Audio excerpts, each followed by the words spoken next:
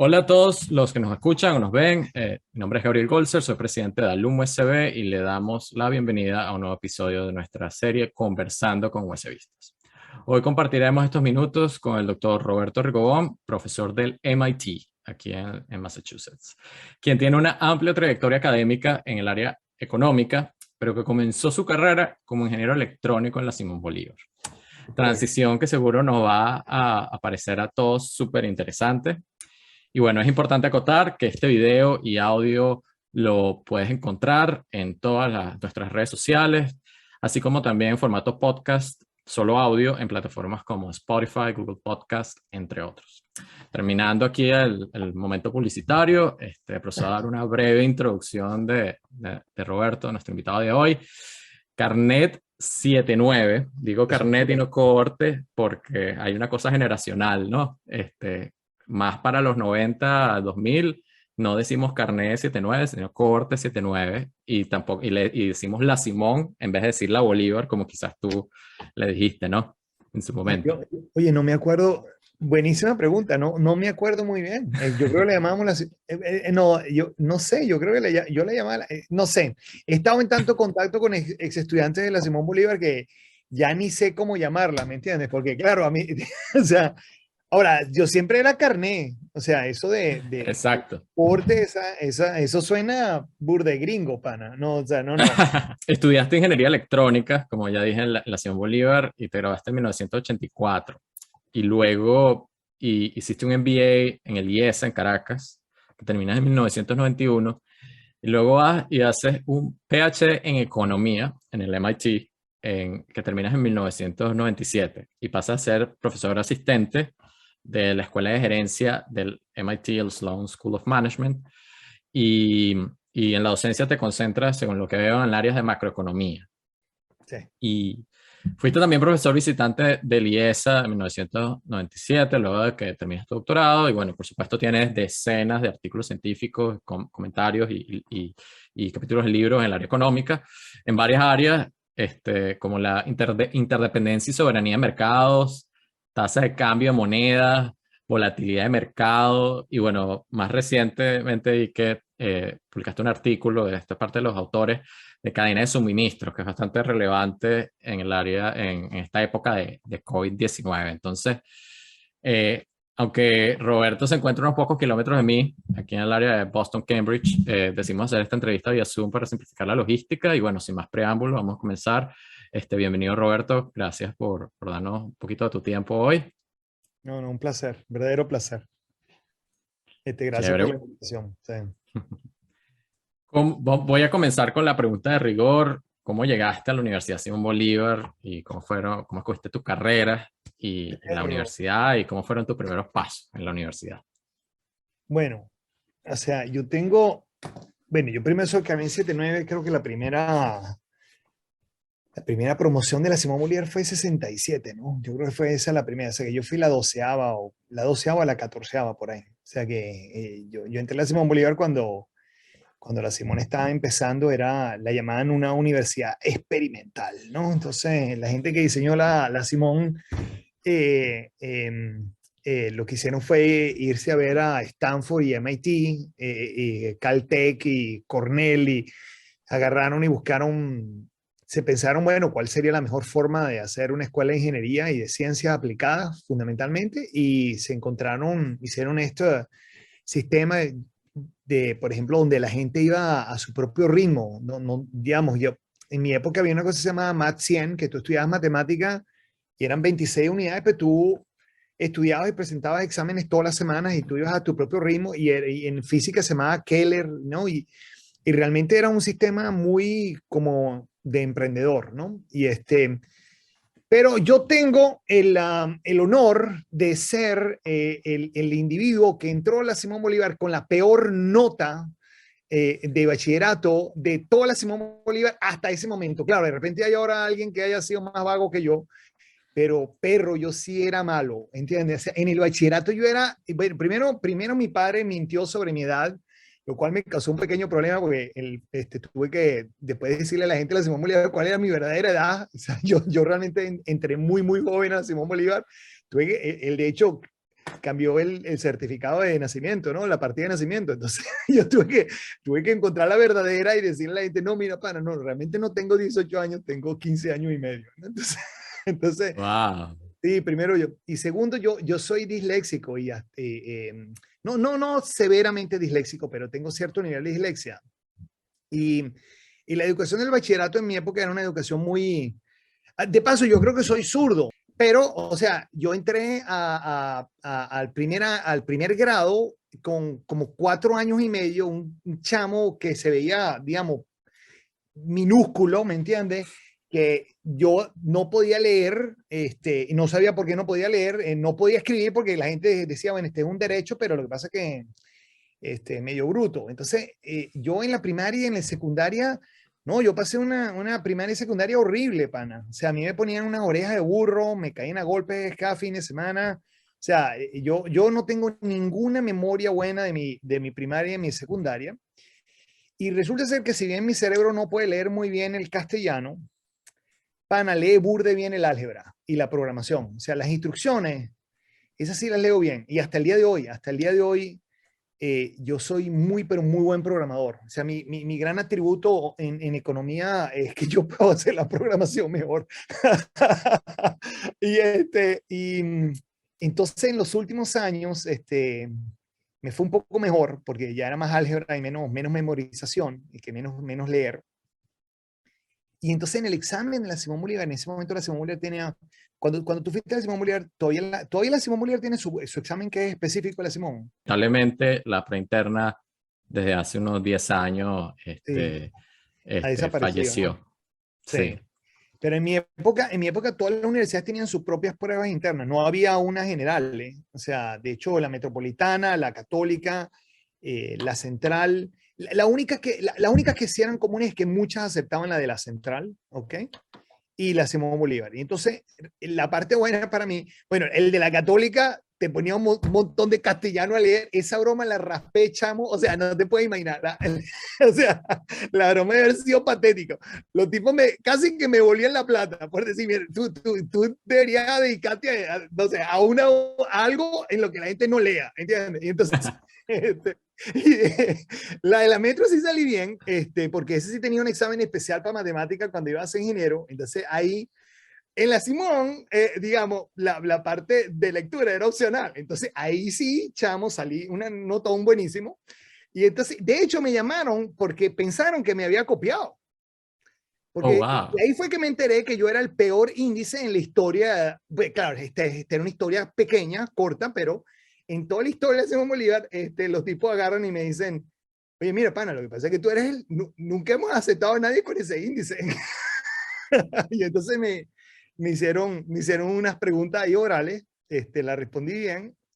Y entonces ahí fue donde me preguntaron, me dice, pero ¿por qué tú tienes unas notas tan malas? Entonces yo le dije, mira, es que yo no puedo leer. Entonces, y de paso, yo no tengo 18 años, tengo 15 años. Entonces yo no podía leer, estaba muy, no tenía desarrollado, no estaba bien desarrollado, pues, ¿entienden? Entonces para mí, la Simón Bolívar, me salvó la vida, pana. O sea, yo hubiese sido tremendo distribuidor de droga, ¿me entienden? O sea, de paso mi papá, sí, porque yo vengo de un hogar bastante humilde, ¿entiendes? O sea, mi mamá tuvo que escapar la guerra en España, mi papá tuvo que escapar persecución política en Argentina, o sea, ellos llegaron, no tenían nada de educación cuando mi hermano y yo nacimos, o sea, ellos se conocieron en Venezuela, salió muy joven, mi mamá salió a los 12 años de España, y entonces, después de la guerra civil, y entonces, yo hubiese nacido, ¿entiendes? O sea, yo nací en un lugar muy malo y me hubiese dedicado a actividad criminal, hubiese sacado muy bien las cuentas, pues, ¿entiendes? y realmente la Simón Bolívar fue la que me cambió la vida. Yo iba a estudiar química, pero en el primer año, que todas las materias eran comunes, conocí a la persona, se llama José Ignacio Couto, que de hecho es ingeniero electrónico, y él se convirtió en mi mejor amigo, y cuando él me dice, no, no, yo voy a estudiar electrónica, entonces dije, no, pana, yo no me voy a quedar sin mejor amigo, entonces yo me metí a electrónica. Así es que cogí la carrera. Y Mira, yo, en mi época era todo libre, o sea, tú no tenías que tener un índice especial para ir a alguna carrera. Yo me imagino que para arquitectura tenías que mostrar cierta habilidad, ¿no? De arquitectura, ¿no? Pero era muy libre, muy, muy libre. Nosotros todos los edificios los estrenamos, literalmente, chamo, literalmente. O sea, por ejemplo, el edificio de energética se inauguró el año anterior al nuestro. El de generales lo inauguramos nosotros. Por ejemplo, yo nunca tuve clases en los edificios de mecánica, de electrónica. O sea, el laboratorio C lo inauguramos también nosotros. Nosotros fuimos la primera camada que entró a hacer el laboratorio C. O sea, lo que entiendes, y los eléctricos que estaban por allá por las canchas deportivas, bueno, ya ni sé si hay canchas deportivas allá. Sí, sí hay, sí hay. Sí, por eso me alegro que las mantengan. Ellos también inauguraron los edificios. Entonces era bien interesante porque todos estábamos en la parte de donde se hacían idiomas. Ahí eran nuestras clases, en esos galpones. Así es donde empecé yo. Por ejemplo, yo nunca vi la biblioteca, nunca vi el anfiteatro este que es tan bonito. O sea, Al jardín cromovegetal de Cruz 10. Sí, sí, por eso, nada de eso lo vi, nada. O sea, es más, no había estacionamiento, no había calles, no había nada, era un barrial. O sea, tú llegabas cuando caminabas del Ampere, ¿no? Me imagino que todavía lo llaman el Ampere. El Ampere sigue siendo el Ampere. Perfecto. Cuando caminabas del Ampere a Generales, chamo, tú llegabas a Generales y estabas lleno de barro. Eso era un barrial, Wow. un barrial absoluto. Sí. Entonces, de hecho, mis grandes amistades son de la Simón Bolívar. Mucha gente tiene amistades del colegio, ¿entiendes? O sea, pero yo realmente a mí me caían a golpes. Literalmente yo llegaba con sangre a mi casa en la camisa una vez a la semana. Wow. Literalmente. Todo hasta el tercer año de bachillerato. Toda la semana. O sea que... Entonces entiendo perfectamente y también, bueno, la mayoría de mis amistades, mis grandes amistades también son de la Simón Bolívar. Y bueno, creo que eso es parte de por qué estamos hablando ahorita, porque la Universidad Simón Bolívar es una cosa importante y es como un core, está como en el centro de quiénes somos y por qué somos y por qué estamos donde estamos. Sí, entonces cuéntanos un poco, bueno, esos años en la Simón Bolívar. ¿Cómo llegué a MIT de ahí? No, vamos un poquito más lento, ¿no? Electrónica, que hiciste o sea, como decir, tu proyecto de grado, o sea, qué querías hacer, cómo veías la cosa, y una cosita, tú dijiste algo y que también lo vi en un video que fue el que, con el que por medio del cual te contacté, que tú hablabas de que la Universidad Simón Bolívar tenía todo en ese momento, o sea, estaban inaugurando los laboratorios, inaugurando los edificios, venía alguien, se pedía a alguien del MIT en ese momento para que diera un verano, clase, etcétera. Cuéntanos de esa experiencia, ¿no? No, o sea, primero, la calidad de la educación era extraordinaria. Todos mis profesores habían hecho doctorado en universidades en el exterior, todos tenían salarios respetables, ¿entiendes? O sea, no como lo de ahora, que me parece que es un salario indigno para una institución como la Simón Bolívar. No solo la Simón Bolívar, sino las otras, pero en particular la Simón Bolívar, la decadencia ha sido horrible. Y una de las cosas que pasaba es que nuestro sistema educativo era extraordinario, tanto era así que tú cuando te graduabas a los 5 años era equivalente a haberte graduado en los Estados Unidos con un máster. Así era la calidad de la educación. Yo puedo hablar de ingeniería electrónica, o sea, no puedo hablar de las otras carreras, pues no sé, yo sé que computación también era muy buena y muchos compañeros míos o que estudiaron alrededor de nosotros hicieron carreras extraordinarias en Stanford y en toda la costa oeste, en muchas creaciones, muchas empresas vinieron de gente de la Simón Bolívar de mi época. Yo los conozco a muchos de ellos, ¿entiendes? Entonces, sí, o sea que me puedo imaginar que en computación también la calidad de educación es brutal. En nuestro caso, yo me acuerdo que una vez, nosotros éramos 5, estábamos estudiando muchas cosas sobre lo que se llamaría procesamiento de señales, ¿no? Signal processing. Y había una materia que se llamaba microondas, ¿entiendes? En esa época, ¿entiendes? En 1980 los microondas era algo muy especial, ¿no? Esa vaina no existía. No es como ahora. Y entonces, nosotros agarramos y queríamos tomar esa clase, pero no había profesor para dar esa clase. Entonces fuimos al jefe del departamento y le dijimos, oye, mira, pana, pero puede ser que nosotros queremos estudiar microondas, o sea, ¿qué broma es? O sea, está escrito ahí, o sea, ¿cómo que no la vamos a ofrecer? Entonces el tipo dice, no, no, así no hay ningún problema. Entonces él contacta a un profesor de acá de MIT, que era, digamos, especialista en microondas, le ofrecen algo así como 3 veces el salario del año del tipo para que se vaya un trimestre. O sea, una animalada de salario. El profesor de aquí dice, claro que me voy para allá, y entonces se va 3 meses y nos da clase allá. Y entonces, como habíamos muchísimos nosotros que éramos unos tarados en inglés, ¿entiendes? Entonces el tipo daba las clases en inglés, tú las escuchabas y después alguien agarraba y te daba la clase de nuevo en castellano, uno de los estudiantes más avanzados. Wow. Imagínate, entonces tomamos la clase 2 veces y nos daban todas las notas. Yo podía leer en inglés, pero no podía realmente, o sea, nosotros no hablábamos muy bien inglés. Y entonces, sí, sí, o sea, impresionante. Entonces, tiene unos recursos extraordinarios, muy cómico, que mi tesis de grado fue sobre procesamiento de señales, ¿no? Nosotros, o sea, este amigo José Ignacio y yo hicimos la tesis juntos e hicimos lo que se llamaría un sampler. Un sampler es un instrumento musical en el cual tú grabas, por ejemplo, un violín tocando el do, y después el re, el mi, el fa, toca todas las notas, y entonces cuando tú las tocas el teclado, reproduce la grabación.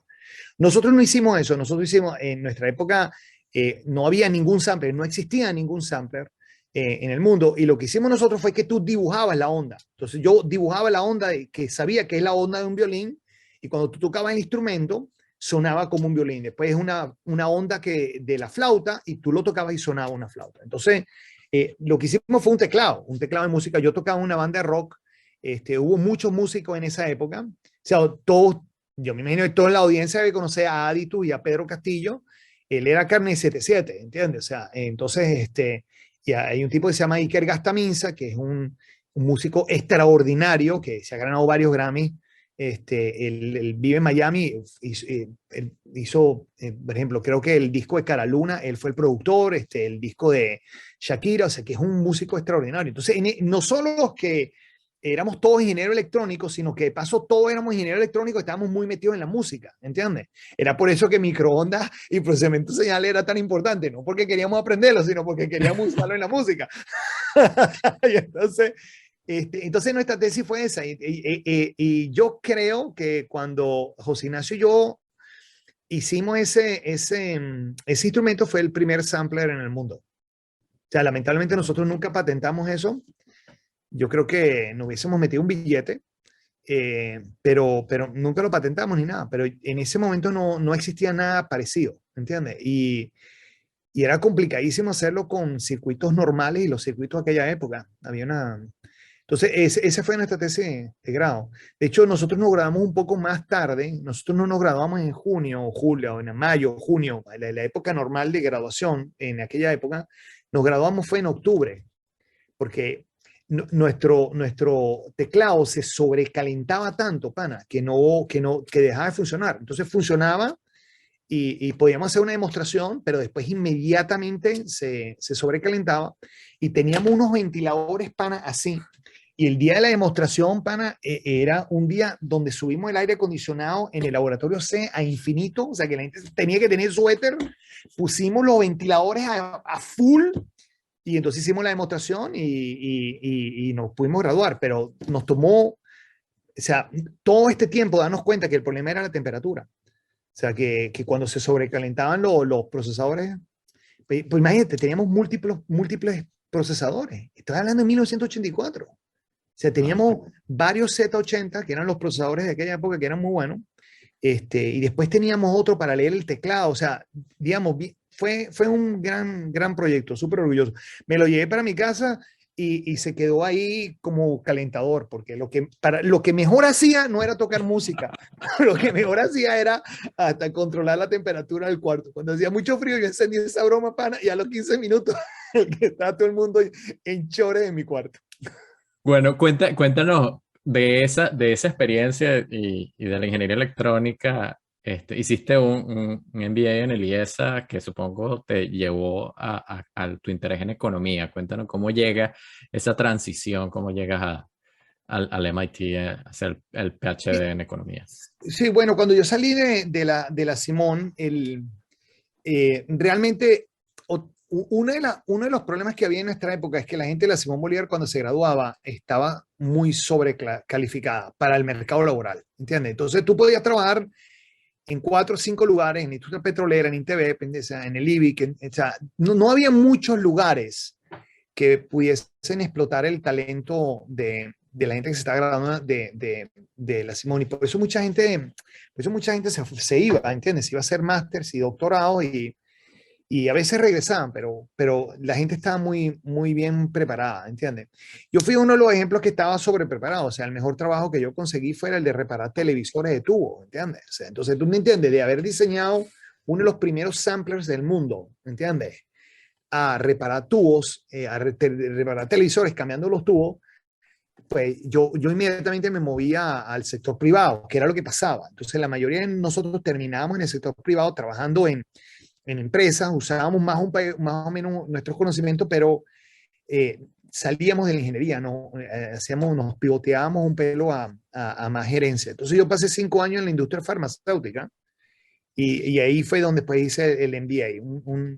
Llegó un momento que yo notaba pues, que necesitaba aprender. Ahí en el MBA fue que conocí a uno de mis grandes mentores, que se llama Ricardo Hausmann, que es un profesor que en aquel momento estaba en Venezuela y después fue el ministro de Finanzas o sea, el ministro de Cordiplan, pues, no sé, ya ni sé cómo se llama en este momento, pero Cordiplan en aquella época.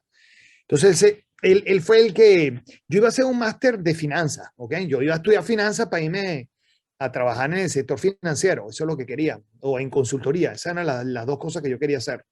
Y él fue el que me convenció que iba a ser una pérdida de tiempo para mí dedicarme a la vida del sector privado.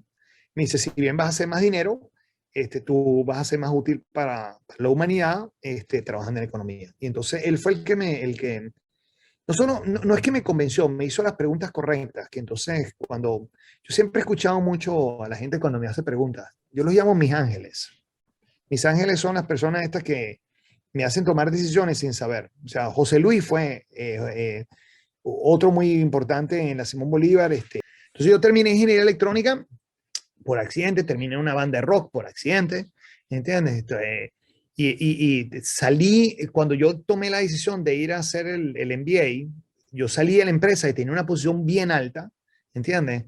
Era una empresa multinacional de farmacéutica y cuando salí de ahí fue porque este tipo, José Luis, me dijo, pues, ¿estás seguro que tú quieres hacer esto el resto de tu vida? Y dije, oye, no, pana, lo que estoy seguro es que no lo quiero hacer el resto de mi vida, ¿entiendes? Entonces, y Ricardo, que yo diría que fue el más influyente de todos estos, en ese momento me hizo una pregunta, me dice, ¿qué le quieres contar a tus nietos cuando tengan 65 años?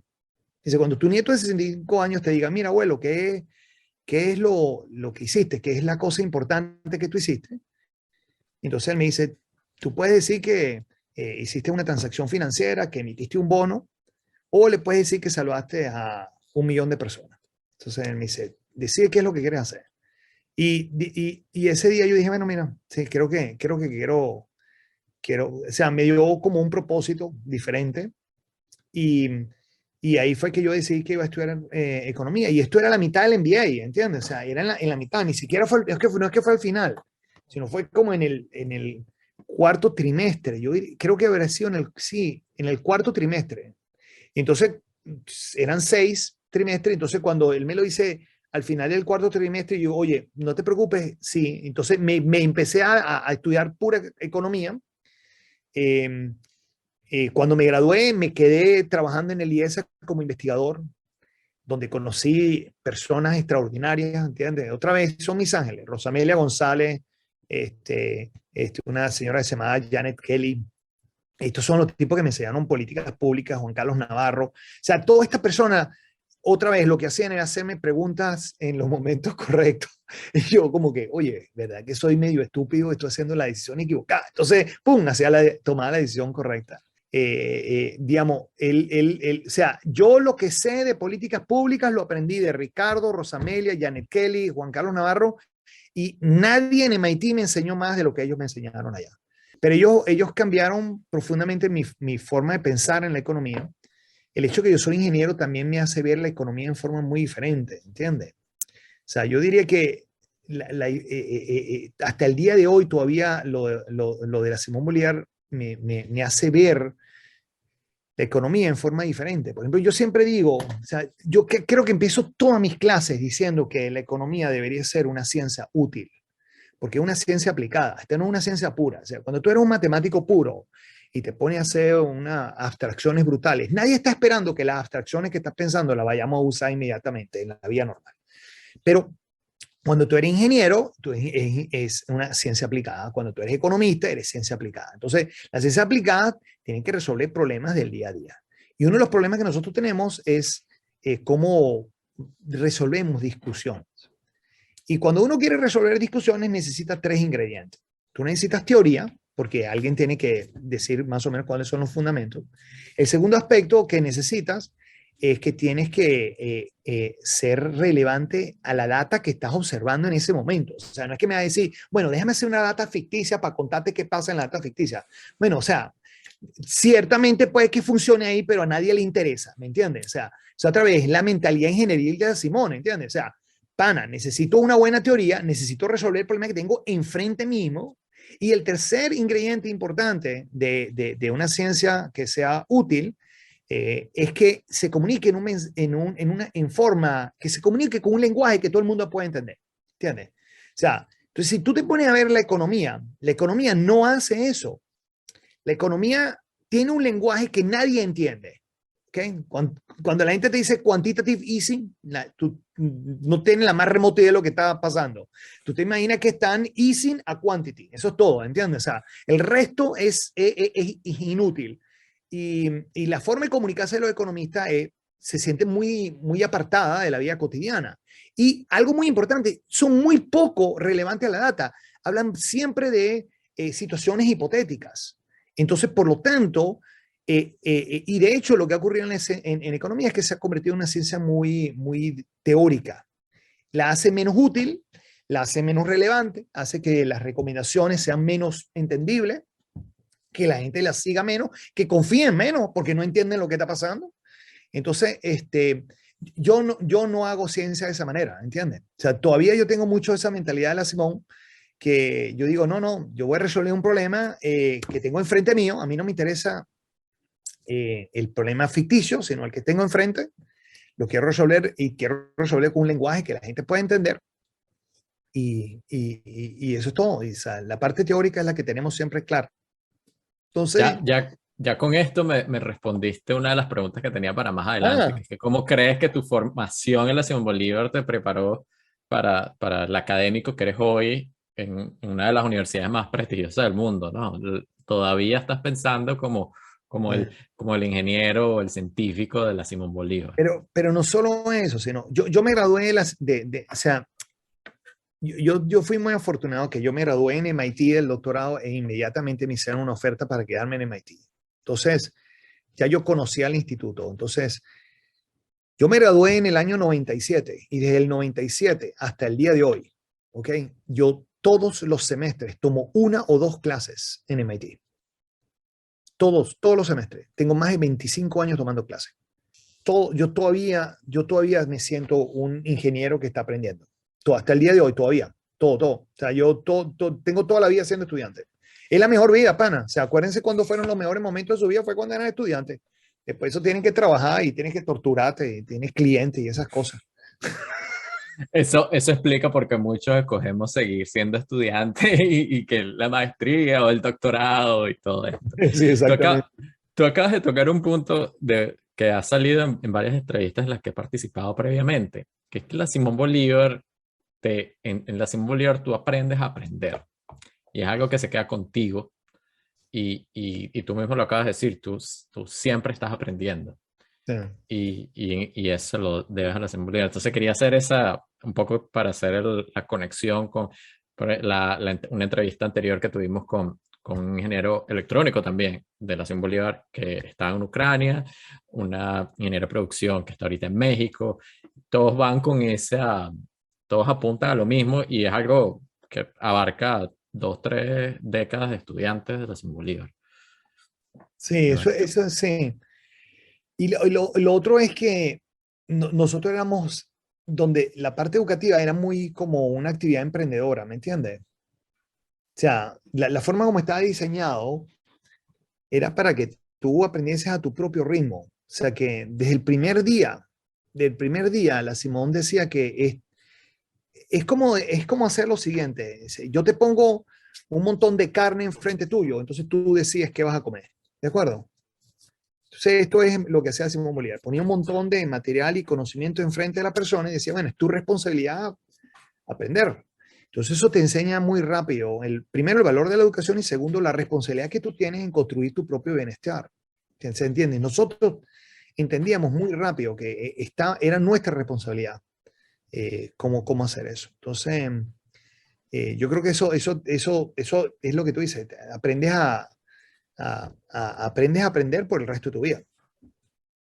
realmente es un approach, una aproximación bastante adulta, que es una cosa que Eh, yo he escuchado que no es así en otras universidades de Venezuela. Cuando yo estaba estudiando, que la aproximación es diferente. Era como que, mira, aquí tú vas a tu clase, era más como un colegio. Tú vas a tu Sí, sí. clase, tienes tus Yo, exámenes.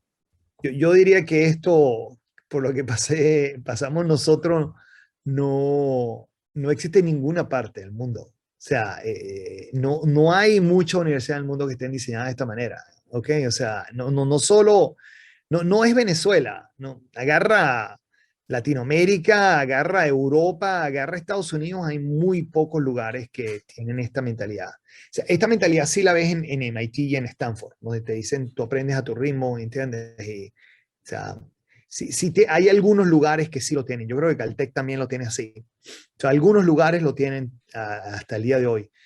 Pero lo que teníamos en la Simón Bolívar era muy único. O sea, no solo no era típico de Venezuela, yo diría que era atípico en el mundo. Ya era típico en el mundo. Entonces, y es una tristeza que ya hemos perdido eso, porque no solo perdimos la Simón Bolívar por lo que era, ¿entiendes? Sino además hemos perdido esa necesidad de aprender que desarrollaba. O sea, todos los que pasamos por ahí de alguna forma desarrollamos esa necesidad de continuar aprendiendo. Entonces, no solo perdiste el aprendizaje, sino perdiste esa búsqueda del aprendizaje. Entonces, obviamente no todos tuvieron una experiencia igual, ¿entiendes? O sea, Sí. yo no quisiese generalizar, pero en mi caso sí, definitivamente sí me enseñó a aprender y hasta el día de hoy yo me sigo siendo un ingeniero. Yo siempre, no sé, obviamente aquí algunos van a escuchar esto en vez de ver el video, pero yo cuando tengo la cachucha enfrente digo que soy economista y cuando la tengo para atrás es que estoy pensando como ingeniero. Entonces, yo digo, la razón por la que eso es porque los ingenieros somos cool y los economistas no. Ah, entonces, eh, pero esa actitud o esa personalidad o esa doble personalidad de ser ingeniero y economista hasta el día de hoy. Tú me hiciste una pregunta de cómo la Simón Bolívar afectaba mi investigación y no hay una parte que es la respuesta que te di, pero déjame darte la otra respuesta. Hoy en día toda mi investigación es una combinación de ingeniería con ciencias sociales, el 100%. Por ejemplo, yo estoy midiendo en este momento, o sea, en el año 2001, un estudiante de acá de MIT, se llama Alberto Cavallo, bueno, se llama Alberto Cavallo, era estudiante en aquella época, todavía se llama Alberto Cavallo, ahorita está en Harvard, un argentino.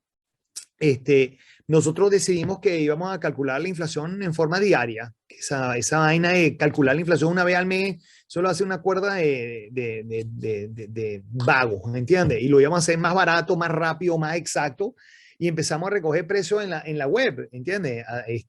Una cosa se llama web scraping, que hoy en día todo el mundo conoce. Pero en el 2001, pana, yo le quiero recordar a la gente que en el 2001 no había web pages, ¿entiendes? Y era bien complicado encontrar esta información. Es más, en el 2006, 2008, que es cuando realmente empezamos a escalar esto, Amazon solamente vendía CDs, DVDs y libros. Eso era todo. No vendía nada más que libros, no es que el libro electrónico, y no, libro. Eran libros, música en CD y películas en DVD. Eso es todo lo que vendía Amazon, 53 millones de productos. Entonces, Alberto y yo diseñamos mecanismos para recoger esta información y después construir medidas de inflación alternativa. Bueno, hasta el día de hoy nosotros producimos inflación alternativa. O sea, yo diría que más de 100 ingenieros de MIT trabajaron ahí en ese proyecto a lo largo de los años y todavía hay gente trabajando, hay más de 35 ingenieros que están trabajando. O sea, es un proyecto de economía, de medición, de lo que haría un estadístico. Yo soy economista y estadístico. Y es ingeniería, porque la recolección de la data tiene que ser electrónica, ¿entiendes? El trabajo que estoy haciendo ahorita es medir el comportamiento ético de las empresas. Entonces yo estoy tratando de medir cuál es la verdadera intención que tiene una empresa en el trato a los trabajadores. Hasta el día de hoy trabajo como ingeniero. O sea, y la mayoría de la gente, la mayoría de mis estudiantes doctorales están en ingeniería, no están en la escuela de negocio y tampoco están en economía. La mayoría están todos en ingeniería. Pues son ingenieros que quieren aprender cómo hacer mediciones de negocio o mediciones de economía. Interesante, ¿no? O sea que Es súper al final del interesante. día, sí, y al final del día, la mayoría de mi trabajo es sobre procesamiento de señales. No es increíble, o sea, chamo, o sea, 40 años de que me gradué, o sea, 40 años de que empecé esa tesis y sigo trabajando en la misma broma, a pesar de que intenté no trabajar en eso. Sí, es una de las cosas que yo siempre digo cuando estudiantes de la Simón Bolívar me escriben o gente de Venezuela me escribe y dice, mira, yo tuve una educación, obviamente yo no estrené laboratorios como tú, ni me traían a los profesores con 3 veces su sueldo anual para que me dieran una electiva, ¿no? Pero en el momento el momento la educación seguía siendo educación de punta, era algo único, nosotros aprendíamos para aprender. Y yo digo, después de tener mi experiencia aquí en Estados Unidos, en Boston, haciendo un doctorado en ciencia, digo, bueno, pero lo único que la Simón Bolívar tiene que envidiarle a las universidades de las Ivy Leagues, el top de Estados Unidos, el presupuesto, para Sí, tener los jugueticos. Todo exacto. lo demás no hay nada más que envidiar a la calidad profesional y humana de los profesores que yo tuve. Bueno, Y, y esos te- eran los tuyos, los míos eran unas ratas, pero, pero, pero sí, estoy de acuerdo contigo, es el presupuesto y es posible la mezcla de estudiantes, ¿entiendes? Pues la Simón Bolívar, eh, o sea, si tú pones a ver, la Simón Bolívar es más grande que MIT en términos del número de estudiantes que acepta. Y la diferencia es que MIT tiene miles de aplicaciones de todas partes del mundo. Entonces, la mezcla de los estudiantes primero, es mucho más diversa de lo que era la Simón Bolívar. Y la Simón Bolívar era menos diversa que la Central. Yo digo que ese es el único efecto que yo veía en la Simón Bolívar. Este, digamos, era un poquito más elitesca que la Central. Eh, pero esa sería la única diferencia. Realmente es el presupuesto y el hecho que una empresa, o sea, Stanford o MIT o Caltech, cuando ellos reciben aplicaciones, reciben de 180 países del mundo, ¿entiendes? Y en el caso de Simón Bolívar, éramos solamente los venezolanos. Entonces ahí la mezcla es diferente, ¿entiendes? Y yo creo que la diversidad hace mucho en la parte creativa y en las relaciones que uno desarrolla. Pero tienes razón, esas son las dos únicas cosas que yo creo que la Simón le pudiese envidiar a otros lugares. sí, y estoy totalmente de acuerdo contigo con la diversidad. Bueno, la Universidad Simón Bolívar, yo diría que el 99%, 99.9%, todos éramos venezolanos. Mm. Había, dependiendo de las épocas, había más o menos diversidad en estratos sociales o de background económico. Sin embargo, una cosa que no sé si tú la viste en ese momento fue que comparando, por ejemplo, con otras universidades de Venezuela, nosotros veíamos, o sea, matemática, yo la vi con los, yo soy biólogo, la vi con los ingenieros, con los matemáticos, con los físicos, hasta con los arquitectos que les tocaba ver matemáticas, los estudiantes de arquitectura.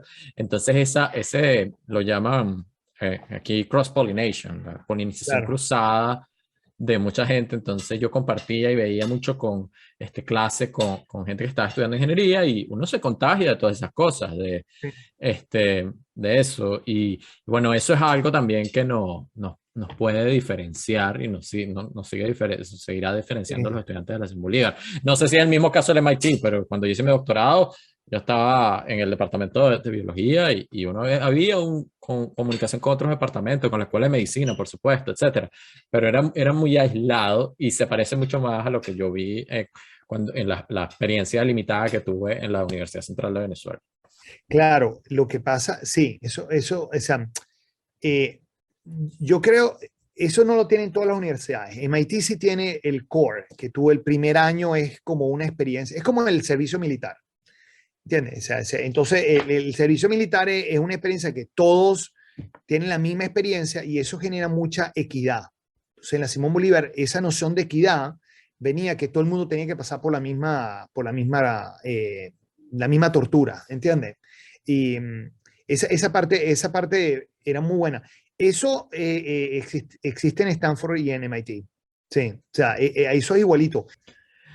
Yo quiero hacerte esta pregunta. Yo sé y esto un poco para darle contexto a la audiencia, Roberto no está muy familiarizado con lo que nosotros hacemos en Alumno SB, aunque conversamos un ratico hace unos minutos. Pero, ¿cómo, que tú crees, o sea, tú eres, tanto exalumno como profesor del MIT, el MIT tiene una cultura muy arraigada tanto de las relaciones con sus exalumnos, con sus graduados, no solo en el tema de recaudar fondos, porque o sea, el MIT tiene su transparencia en sus fondos y los fondos que obtiene de su graduado es alrededor del 5%. Tampoco es que los egresados están fondeando la universidad, según lo que tengo entendido. Capaz me puedes corregir. Pero también en la parte de networking, del establecimiento de redes, todo esto. Entonces, tú en tu momento en Venezuela, tú no veías eso ocurriendo ni en la Simón Bolívar y creo que ni en Venezuela. Cuando yo estuve en la Simón Bolívar tampoco, era bastante Sí. poco común, débil, etcétera. Desde tu punto de vista, como dije, la posición en donde estás, todo esto, ¿crees que tiene valor, es importante hacerlo para la Simón Bolívar? Bueno, primero, sí, cuando yo estaba en la Simón Bolívar, esto no se veía. O sea, la asociación de exalumnos era, o sea, digamos, la gente lo interpretaba casi como que si fuese un sindicato, ¿entiendes? O sea, nadie entendía muy bien para qué existía ni cuál era su propósito.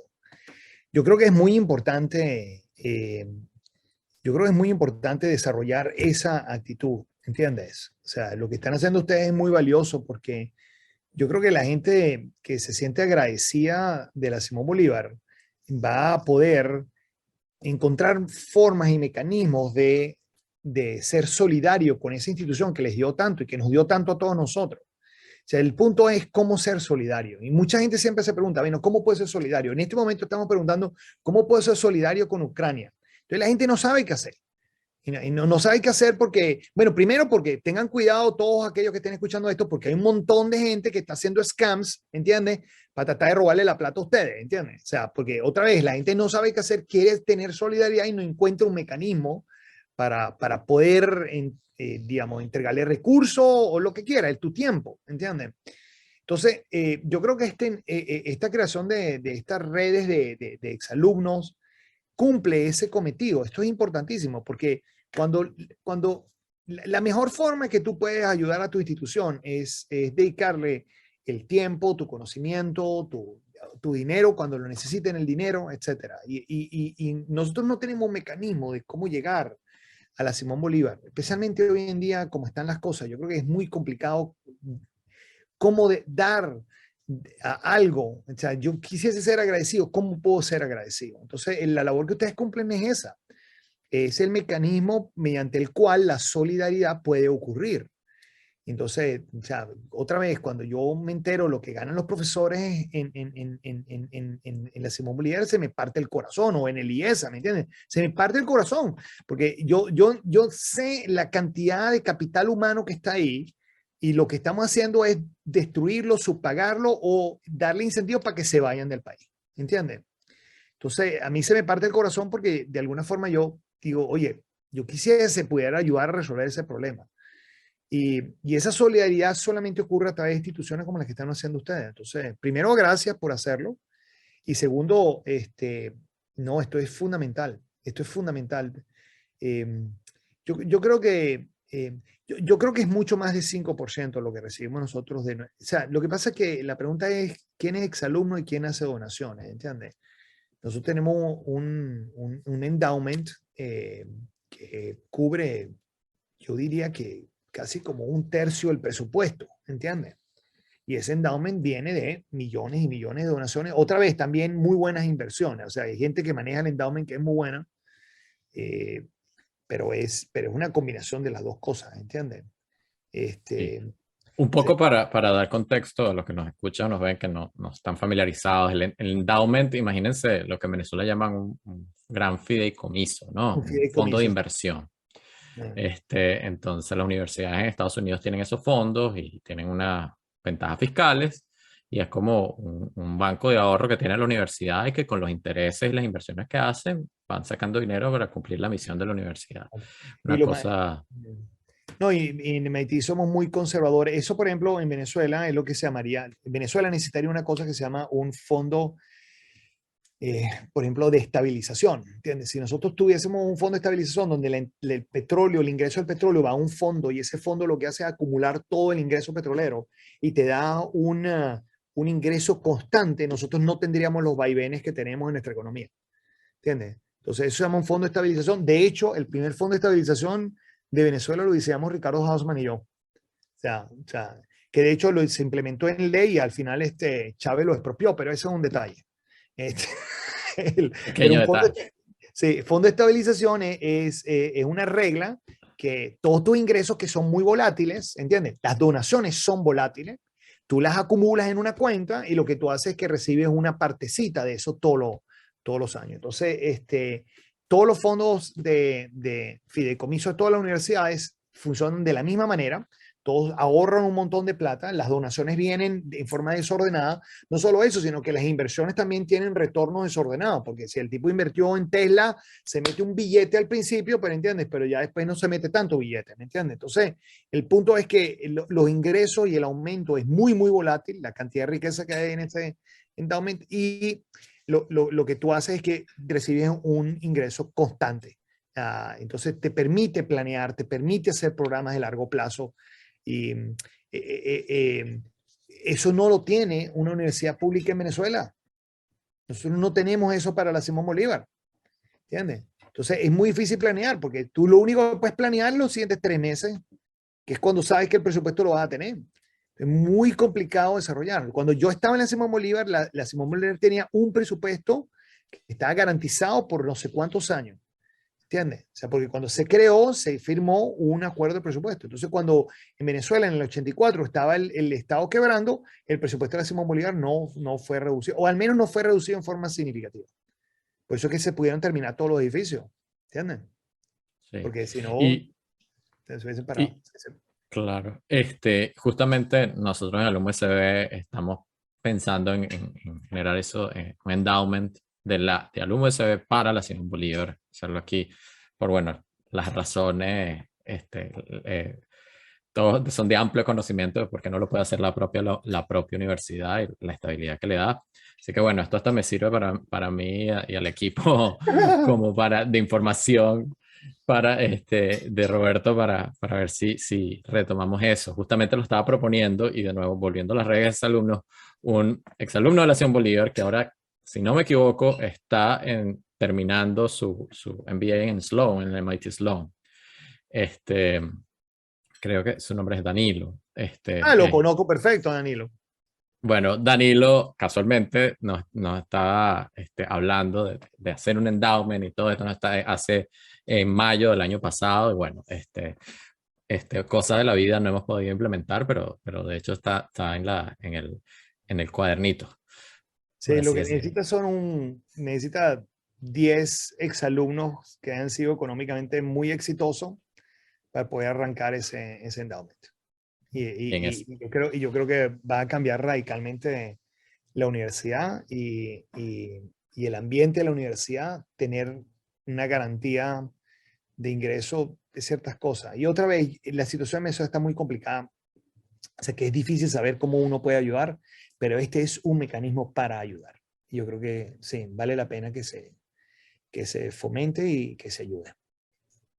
Claro que sí. Y bueno, la última pregunta, Roberto, ¿qué, qué le dirías a los USBistas? Y lo voy a dividir en tres grupos, ¿no?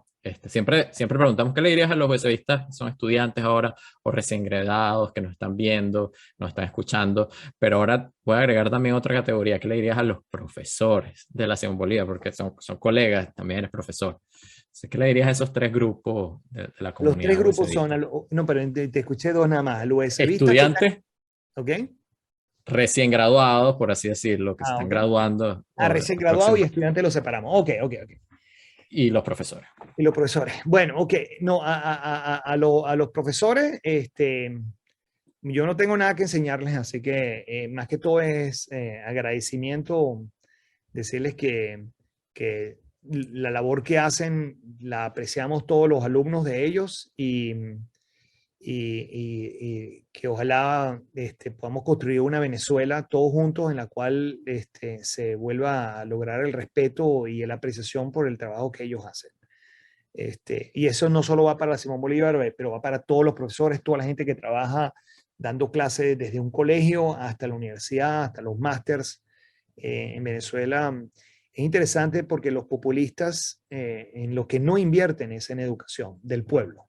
¿Entiendes? O sea, es interesante porque populismo uno pensaría que es para el pueblo, pero no, lamentablemente no es para el pueblo, es para mantener un grado de ignorancia muy grande y un grado de división social muy grande para fomentar la permanencia. Entonces, en ese caso, la labor de los profesores es justamente el de construir un mejor país. Y ellos están en ese negocio y les quiero decir, a ellos les quiero dar las gracias por el país que han estado tratando de construir por tanto tiempo y ojalá de alguna forma en algún momento podamos retribuirles en forma justa todo el trabajo que están haciendo.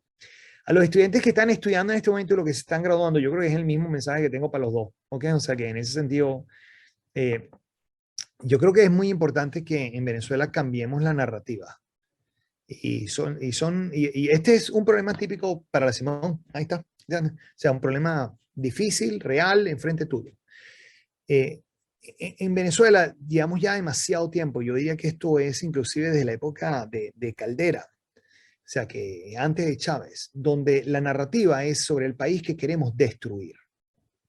Nosotros nos hemos pasado casi 30 años hablando de lo que no nos gusta de nuestro país. Y más, es posible que sea de antes de eso. O sea, es una narrativa del país que queremos destruir. Y entonces en ese caso, lo que ocurre es que viene alguien y dice qué es lo que esa persona odia de mí y yo digo qué es lo que odio de esa persona. Y esa es más o menos la discusión de todos los días. Nadie se ha encargado de pensar cuál es el país que queremos construir. ¿Cuál es el país que realmente ustedes quieren dejarle a sus hijos? Porque ustedes no lo van a disfrutar. Ese país no lo van a ver ustedes. Pero ustedes van a poder decir que ustedes lo construyeron. Entonces, tenemos que empezar a pensar que en Venezuela, primero necesitamos el 100% de las personas trabajando en ese objetivo.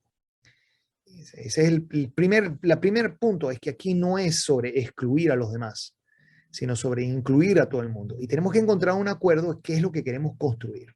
Yo les puedo asegurar que si nosotros empezamos a hablar de qué es lo que queremos construir, va a haber muchos más aspectos de coincidencia que de separación. O sea, yo creo que todos los venezolanos queremos una sociedad justa, donde haya meritocracia, donde se valore la vida humana, donde todos seamos respetados, la gente, las mujeres, los hombres, la gente de diferentes preferencias sexuales, todo el mundo tenga las mismas oportunidades, donde los ricos y los pobres tengan las mismas oportunidades, donde la sociedad sea una sociedad donde respetemos los derechos de los demás, donde respetemos las colas en los tránsitos, las colas en los cines, donde la gente no se robe los reales, donde las empresas no sean abusivas. O sea, yo les quiero decir, es que si uno se pone a listar las cosas del país que quiere construir, no, tú agarras a dos personas que piensan que son diferentes y cuando les preguntas a esas dos personas, dime qué quieres construir, la lista va a ser sorprendentemente similar.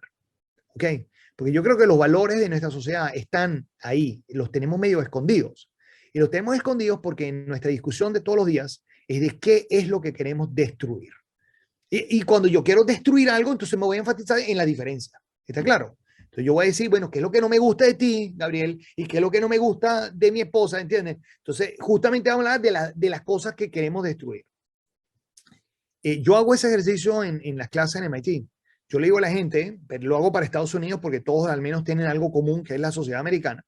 Y yo le digo, lístame 50 atributos que tú crees que no tenemos, pero quisieras que tengamos. ¿De acuerdo? O sea, ¿qué cosas quieres lograr? Dime el país que quieres construir. Y es interesantísimo porque no importa la nacionalidad de la persona, no importa el género de la persona, no importa si el tipo es demócrata o republicano, la lista de 50 tiene 40 que son comunes. Es impresionante. Entonces, en la Simón Bolívar, ustedes tienen el conocimiento. Lo que no tenemos es cuál es la agenda. Y esa agenda solamente la vamos a poder construir si tenemos una discusión, tenemos una conversación, no una discusión, una conversación de qué país queremos construir. Y yo creo que ese es el gran problema que tenemos para nosotros. Y todos los problemas que son un subproducto de no tener una visión clara de qué es lo que queremos hacer con nuestro país. Entonces, la gente toma atajo, la gente no paga impuestos, la gente no quiere hacer la cola, la gente no quiere respetar el tránsito, la gente se roba los reales. Todo eso es porque justamente no hemos discutido cuáles son los atributos de las cosas que queremos construir.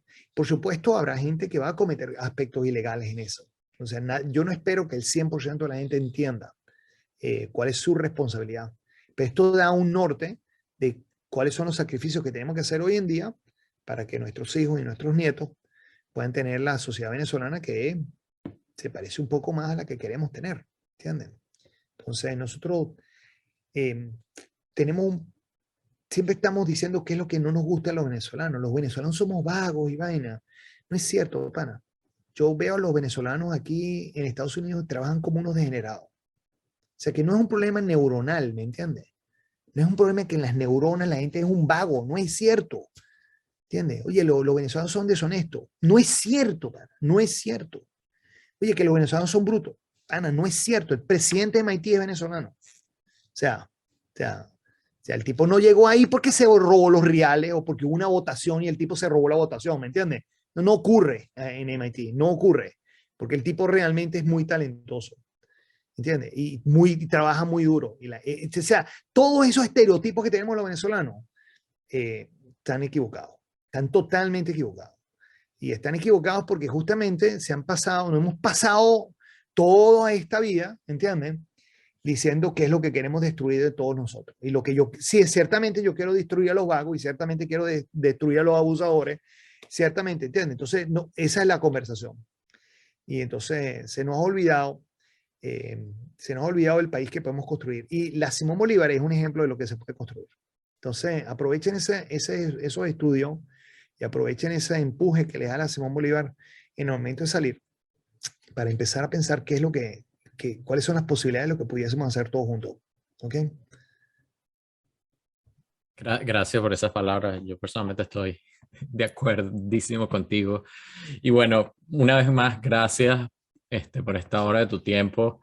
De verdad, yo espero que podamos tener una otra conversión un par de años para hablar de qué es lo que se construyó, qué es lo que construimos juntos, qué es lo que se pudo reconstruir de Venezuela, de la Simón Bolívar.